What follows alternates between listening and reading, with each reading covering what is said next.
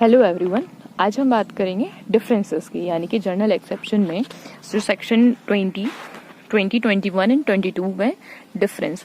तो 20 में बात की गई है 7 साल का कोई भी शिशु है, कोई भी बात अपराध नहीं है, लेकिन कोई भी बात अपराध नहीं है। और सेक्शन 21 में 7 साल से कम का बच्चा, वो निश्चय सबूत भी है BSF भारतीय साक्षरता अधिनियम के द्वारा। सेक्शन 21 में है 7 वर्ष, 7 वर्ष से ऊपर है और 12 साल से नीचे है, लेकिन परिपक्व समझ का है।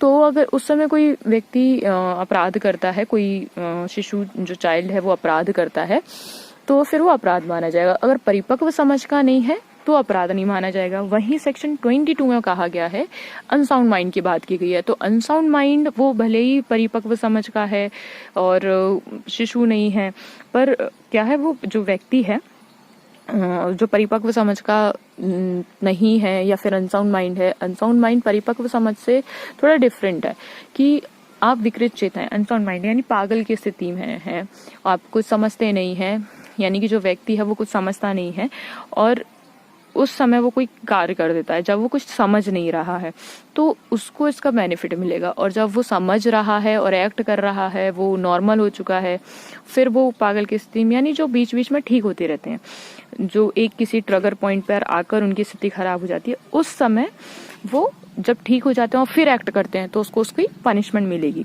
और सेक्शन 22 का बेनिफिट नहीं मिलेगा।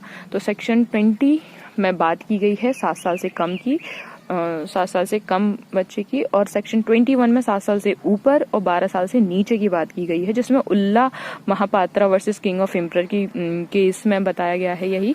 और विकृत चित्त व्यक्ति में McNaughton versus king of emperor की बात की गई है, जो मैकनॉटन का केस है, और मैकनॉटन्स का केस है, उसमें मैकनॉटन वर्सेस एम्परर में भी यही बताया गया है कि उस समय जब वो एक्ट कर रहा है तब वो विकृत चित्त नहीं था, अनसाउंड माइंड नहीं था, वो ठीक था। और अगर वहीं पर अगर एक्ट करते समय वो अनसाउंड माइंड नहीं था तो फिर उसको पनिशमेंट मिलेगी। अगर वो अनसाउंड माइंड नहीं था, है ना, तो फिर पनिशमेंट मिलेगी और 22 का बेनिफिट नहीं मिलेगा। Thank you so much for listening.